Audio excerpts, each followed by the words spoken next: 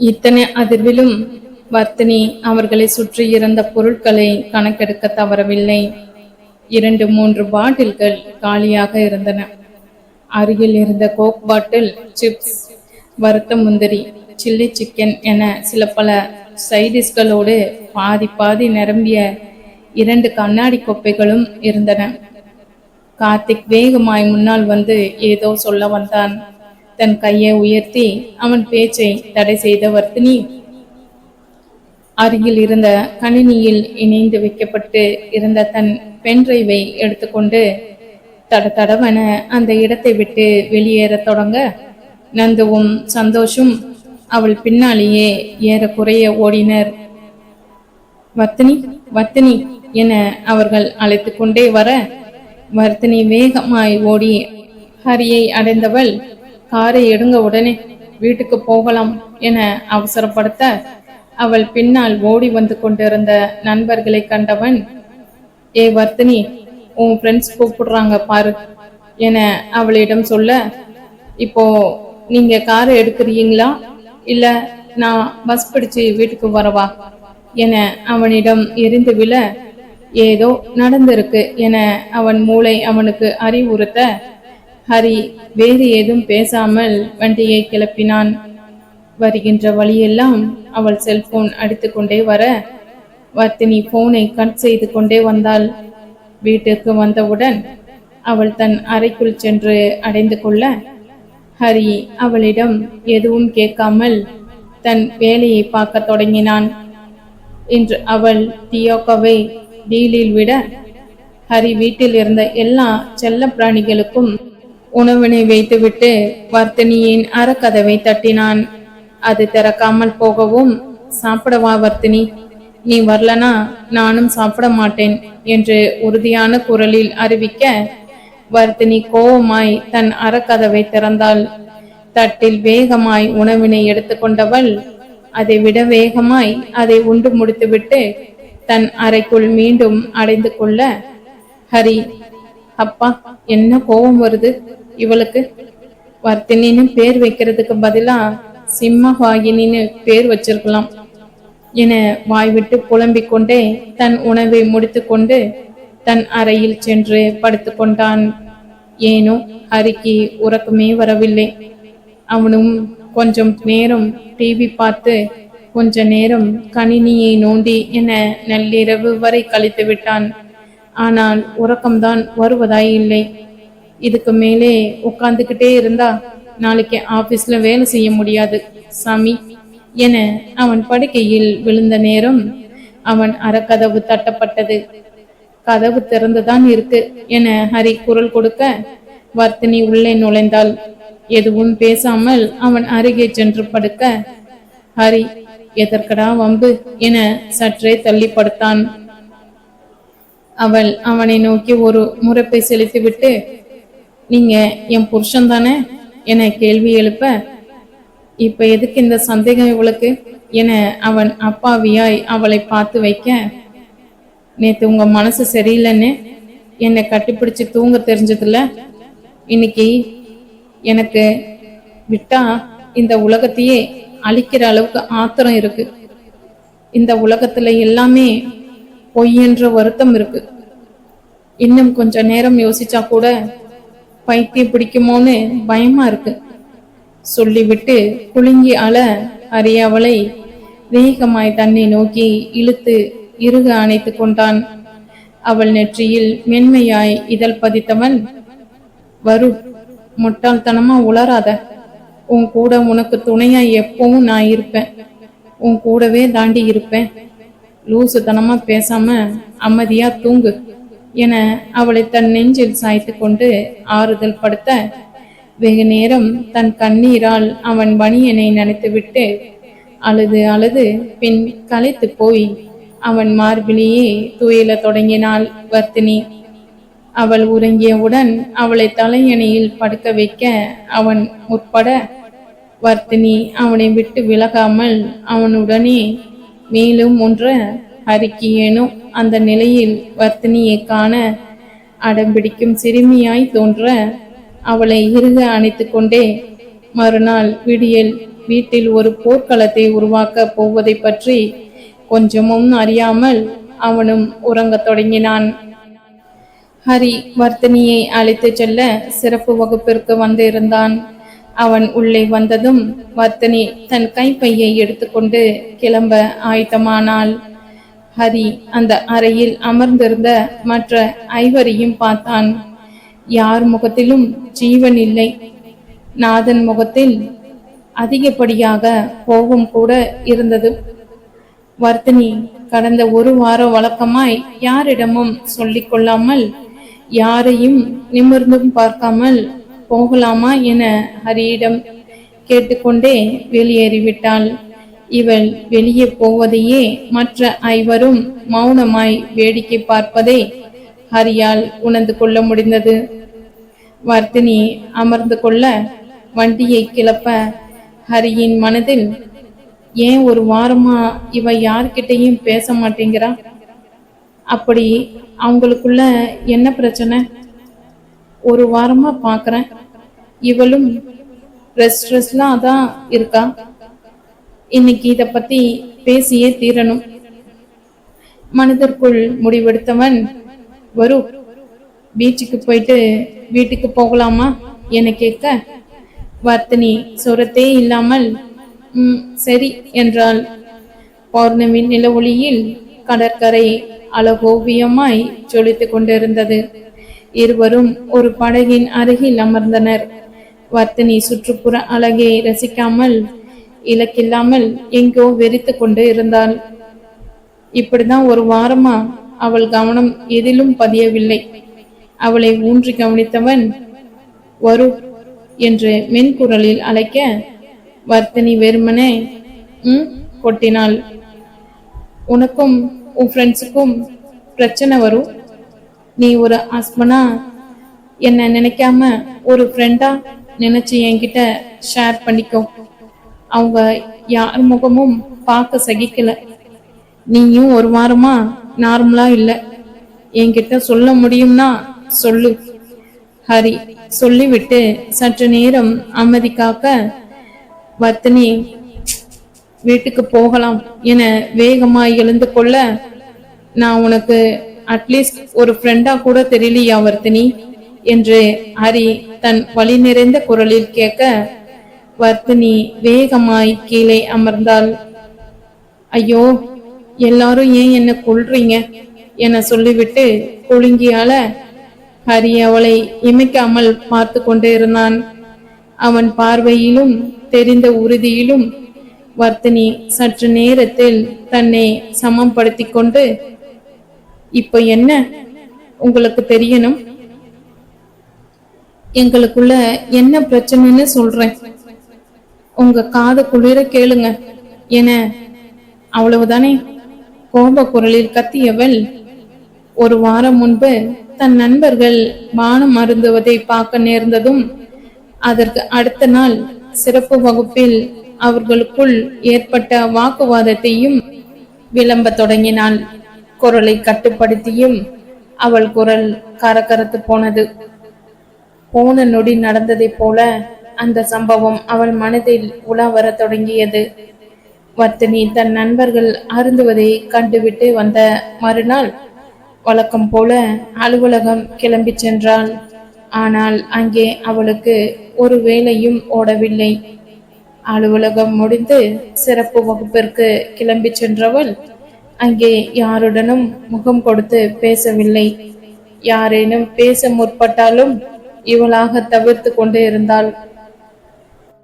ஒரு வழியாய் மாணவர்கள் சிறப்பு வகுப்பு முடிந்து கிளம்பி செல்ல இவளிடம் முன் கார்த்திக் கோபம் நிறைந்த முகத்துடன் வந்து நின்றான். இப்ப முடிவா நீ என்னதான் சொல்ல வர வர்த்தினி? ஆமா, நாதன் அவன் மேரேஜுக்கு முன்னாடி வச்ச பேச்சுலர் பார்ட்டி நாங்க ட்ரிங்க் பண்ணணும் தான். அதுக்காக நீ இப்படி யார்கிட்டையும் பேசாம மூஞ்ச தூக்கி வச்சுப்பியா என்று கேட்க வர்த்தினி அவனை விட கோப குரலில், சத்தியமா இப்படி ஒரு விஷயத்த உன்கிட்ட இருந்து நான் எதிர்பார்க்கல கார்த்திக். நீ தானா இங்க எல்லாருக்கும் ரோல் மாடல். நீ இப்படி ஒரு தப்பு பண்ணுவேன்னு நான் கனவுலையும் எதிர்பார்க்கல என்று அவனை விட கோபமாய் கத்த, நான் உன்கிட்ட வந்து சொன்னேன் நவர்த்தினி, நான் ரொம்ப நல்லவன், ஒரு புத்தன், இப்படியெல்லாம். நானும் சாதாரண மனுஷன்தான். ஓடுற பஸ்ல ஏறுவேன், பிடிக்காதவங்களை கண்டபடி கத்துவேன். ஏன், காலேஜ் டேஸ்ல பொறிக்க மாதிரி ரோட்ல சண்டை போட்டு இருக்கேன். மனசு ரொம்ப சந்தோஷமா இருந்தா கொஞ்சம் குடிப்பேன். இதெல்லாம் உன்கிட்ட வந்து சொல்லிக்கிட்டு இருக்க முடியுமா என்ன? பேசுற நீ என்று விடாமல் அவனும் வாதம் செய்ய, இடையில் புகுந்த நாதன், ஏன், நாங்க குடிச்சதுதான் உங்க கண்ணுக்கு தெரியுமா? உங்க வீட்டுக்காரர் தினம் குடிக்கிறாரே, எப்பவாவது ஏதாவது கேட்டு இருப்பியா? இனி 32 பள்ளியும் காட்டி பேசிட்டு போற. அந்த மனுஷங்கிட்ட இழிச்சு இழிச்சு தானே. நாங்க ஒண்ணு உங்க வீட்டுக்காரர் மாதிரி குடிக்கிறத ஹாபியா வச்சுக்கிறவங்க இல்ல. என்னைக்காச்சும் செலிப்ரேஷன் அப்பதான், அதுவும் கொஞ்சமாதான் என்று கோபத்தில் வார்த்தைகளை கடித்து துப்ப வர்த்தினியின் முகத்தில் அடிப்பட்ட வேதனை வந்தது. இதையெல்லாம் சுட்டிக்காட்டி நீ பேசியிருக்க வேண்டாம் என்பது போல் கார்த்திக் நாதனை ஒரு கண்டன பார்வை பார்க்க அவன் வேறு புறம் முகத்தை திருப்பிக் கொண்டான். சந்தோஷ் புறம் கலங்கிய கண்களுடன் திரும்பியவள், உனக்கெல்லாம் தெரியும் தானே, வானமொழிப்பு பிரச்சார பேனர்ல போஸ்டர் எல்லாம் ஒட்ட நீயும் என் கூட தாண்டரா வருவ. நீ நீயாவது இவங்கள தடுத்திருக்க வேண்டாமா என கேட்க, சந்தோஷின் கண்கள் நொடியில் கலங்கி விட்டன. வர்த்தினி, நானும் நந்துவும் குடிக்க மாட்டோம், சும்மா அவங்க கூட கம்பெனிக்கு இருப்போம், அவ்வளவுதான். நான் ஆரம்பத்திலேயே சொன்னேன். வர்த்தினி, அவனுங்க என் பேச்ச கேட்கல. உனக்கு தெரிஞ்சா நீ சங்கடப்படுவன்னு தான் நான் சொல்லல. என்ன நிறுத்த நீ என்கிட்ட சொல்லி இருக்கணும். தன் தலையை இடமும் வளமும் இல்லை என்னும் விதமாய் ஆட்டியவள், சந்தோஷ், அவங்க எவ்வளவு மோசமான விஷயத்த தேடி போறாங்கன்னு நான் அவங்களுக்கு புரிய வச்சிருப்பேன் என்ற தீவிர குரலில் சொல்ல, கார்த்திக் தலையிட்டு, சும்மா அதையே பேசாத வர்த்தினி, நாங்க எல்லாம் ஒன்னும் முழு நேர குடியாரங்க இல்ல. எங்க தாத்தா பொன்னுசாமி தெரியும்ல, தூங்கி முழிச்சாலே மாட்டில் கண்ணில் தான் முழிப்பார். கிட்டத்தட்ட 50 வருஷமா இன்னும் கல்லு மாதிரி திடமா தான் இருக்கார். எனக்கு தெரிஞ்ச நிறைய பேர் தினம் குடிக்கிறவங்களையே நான் பார்த்துக்கிட்டு தான் இருக்கேன். நல்லா தான் நடமாடிக்கிட்டு இருக்கானுங்க. சும்மா நீ எங்களை பூச்சாண்டி காட்டாத, சரியா? அளவா மருந்துன்னு சொல்றாங்க. இதுக்கு மேல நான் உனக்கு எப்படி புரிய வைக்கட்டும்? பாம்பு கடிச்சு பிழைச்சவனும் இருக்கான், செருப்பு கடிச்சு சத்தவனும் இருக்கான். நம்ம வாழ போறத கொஞ்ச நாள், அதுவும் அதில் இளமை ரொம்பவே கொஞ்ச நாள். அதனால இருக்கிற சந்தோஷத்தை எல்லாம் அனுபவிச்சு பார்த்துடணும். இதுதான் என் பாலிசி. என்னோட அளவு என்னன்னு எனக்கு தெரியும், எப்ப நிறுத்தணும்னு எனக்கு தெரியும். இனிமேல் இத பத்தின வாக்குவாதம் நமக்குள் வேண்டாம், சரியா? உன் ஹஸ்பண்ட் வர நேரமாச்சு, நீ உன் திங்ஸை பேக் பண்ணு என சொல்லிவிட்டு திரும்ப, அப்படின்னா உங்க ஃப்ரெண்ட்ஷிப்பும் எனக்கு வேண்டாம் என்ற வர்த்தினியின் குரல் உறுதியுடன் ஒலிக்க, கார்த்திக் மட்டும் இல்லாமல் மற்ற நண்பர்களும் அவளை அதிர்ச்சியுடன் நோக்கினர். ஆமா, குடியார மகள்னு எனக்கு ஒரு காலத்துல ஒரு பேர் இருந்தது. இப்போ ஒரு குடியார பொண்டாட்டி. சரி, நானே ஒத்துக்கிறேன். ஆனா எப்பவும் குடிகாரங்களோட ஃப்ரெண்ட்ஸா இருக்க மாட்டேன். முன்ன சொன்ன 2 உறவையும் மாத்த முடியாது, ஆனா ஃப்ரெண்ட்ஷிப் எப்ப வேணா மாத்திக்கலாம். நான் இனி உங்க ஃப்ரெண்டு கிடையாது என தன் கண்களை திரையிட்டு மறைத்த கண்ணீர் துளிகளை தாண்டியும் வர்த்தினி நிறம் மாறிக்கொண்டு இருந்த தன் நண்பர்களின் முகத்தை கண்டாள். கொஞ்ச நேரம் குண்டூசி விழுந்தால் கூட கேட்கும் அளவிற்கு அங்கே மையான அமைதி நிலவியது. அந்த அமைதியை கார்த்திக்கின் கைத்தட்டல் ஒளி கலைத்தது. Well done Vardhini, well done. உன்கிட்ட இருந்து இப்படி ஒரு வார்த்தையை நாங்களும் எதிர்பார்க்கல. என்ன சொன்ன? ஃப்ரெண்ட்ஷிப்பை எப்ப வேணா கலட்டி விடலாம்னு சொன்னல. நல்லவங்களை மட்டும் தேடி பிடிச்சு வச்சுக்கிட்டா அது பேர் ஃப்ரெண்ட்ஷிப் இல்ல, சுயநலம். உன் கூட இருக்கிற ஃப்ரெண்டோட பலவீனத்தை பலமா மாத்துறது தான் நட்பு. பலவீனத்தை கேலி பண்றதோ இல்ல நீ இந்த விஷயத்துல மோசம்னு காரணம் காட்டி கலட்டி விட்டுட்டு போறதோ உண்மையான நட்பு இல்ல. ஒருத்தனோட நல்லது கெட்டது ரெண்டையும் சமமா ஏத்துக்கிட்டு அவனை இன்னொருத்தனா மாத்தாம அவனை அவனாகவே ஏத்துக்கிறது தான் நட்பு. பெத்தவங்க கூட அவங்க குழந்தைய அடுத்தவங்க கூட கம்பேர் பண்ணுவாங்க. ஆனா ஃப்ரெண்ட், சரி நீ முடிவு பண்ணிட்ட, இது நாம எல்லோரும் சேர்ந்து ஆரம்பிச்ச டியூஷன், நம்ம பிரச்சனைய இதுல காட்ட வேண்டாம். சற்று நேரம் தன் குரலை சரி செய்து கொண்டவன், ஓகே மேடம், இனி எங்களை பத்தி நீங்க கவலைப்பட வேண்டாம். நீங்களே சொன்ன மாதிரி இனி நாங்க உங்க ஃப்ரெண்ட்ஸ் இல்ல. எங்க டீம்ல 2 பேர் குடிக்காம இருக்காங்க. நீங்க வேணா அவங்க கூட மட்டும் பேசலாம் என சொல்லிவிட்டு அவர்கள் முகம் பார்க்க, முன்னால் வந்த சந்தோஷ் கார்த்திக்கின் தோளில் கையை வைத்து, பேசினா எல்லார் கூடயும் பேசட்டும், இல்லனா அவங்க எல்லோருக்கும் மேடமாகவே இருக்கட்டும் என சொல்ல, சந்தோஷின் கூற்றை ஆமதிப்பதை போல் நந்துவும் முன் வந்து கார்த்திக்கின் தோளில் கரம் வைத்தான். அந்த நிலையிலும் வர்த்தினிக்கு அவர்கள் நட்பை எண்ணி புலங்காகிதம் அடையாமல் இருக்க முடியவில்லை. ஆனாலும் அவளால் அவர்கள் அருந்தியதை ஜீரணித்துக் கொள்ள முடியவில்லை. ஒரு சமாதானத்திற்காவது குறைத்துக் கொள்கிறோம் என்றாவது வாயை திறக்கிறார்களா பார் என்று மனதிற்குள் அவர்களை வசைப்பாடியவள், ஓகே சார், நான் கிளம்புறேன். இதுதான் நான் உங்ககிட்ட பேசுற கடைசி வார்த்தையா இருக்கும் சொல்லி முடித்தவள் விறுவிறுவென்று வாயிலை நோக்கி நடந்து விட்டாள். ஆயிற்று. 1 வாரம் கடந்தோடி விட்டது.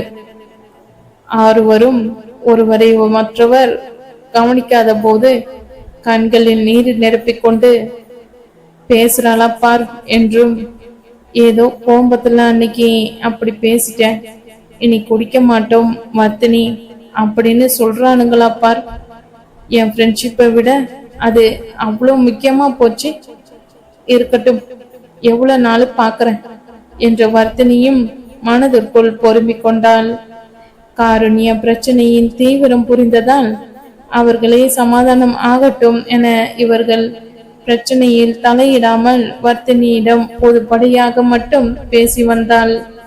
ஸ்ரீ வர்த்தினிக்கு போன் செய்து, என்னக்கா உங்களுக்குள்ள பிரச்சனை என ஆதரமாய் வினவிய போதும், பிளீஸ் ஸ்ரீ வேற பேசு, இப்போ ஆறுன புண்ண மறுபடி கீற வேண்டாமே என வேண்டுகோள் விடுக்க, ஸ்ரீயும் அதோடு தன் விசாரணையை நிறுத்திவிட்டாள். வர்த்தினி நடந்தவற்றை முழுதும் ஹரியிடம் சொல்லி முடிக்க, சற்று நேரம் அவள் கண்களுக்குள் உற்று பார்த்தவன், நீ அவ்வளோ பெரிய முட்டாளா வர்த்தினி என கேள்வி கேட்க, வர்த்தினி கோவமாய் அவனை முறைத்து விட்டு, என்ன பேசுறீங்க நீங்க? நான் என்ன தப்பு பண்ண? தப்பு பண்ணதையெல்லாம் அவங்க, நீங்க என்னவோ நான் வேணும்னு சண்டை போட்ட மாதிரி பேசுறீங்க. நான் அவங்க நல்லதுக்காக தான் பேசினேன். அவங்க யாரும் என்ன புரிஞ்சுக்கலையே. நீங்களும் ஏதாவது பேசி என்ன கடுப்பேத்தாம வாங்க, வீட்டுக்கு போகலாம் என எழுந்து கொள்ள முயற்சி செய்ய, அவள் கையை பற்றி அமர வைத்தவன், மேடம், என்ன லவ் பண்ணீங்க, உங்க ஃப்ரெண்ட்ஸ் உங்ககிட்ட வந்து நம்ம கல்யாணத்துக்கு முன்னாடியே நான் சரியில்லாதவன்னு புட்டு புட்டு வச்சாங்க இல்லையா? ஆனா நீ என்ன பண்ண என கேட்டுவிட்டு நிறுத்த, வர்த்தினி தன் இதழ்களை குற்ற உணர்வில் கடித்து கொண்டு மௌனியானால். கல்யாணம் விடாப்படியே என்னதானே பண்ணிக்கிட்ட? உன் மேல இருந்த கோபத்துல அவங்க மேரேஜுக்கே வரல, சரி. ஆனா நீ சென்னைக்கு முத வந்ததும் உனக்கு துணையா நாங்க இருப்போம்னு சொல்லாம சொல்ற மாதிரி 5 பேரு வந்து நின்னாங்களா இல்லையா?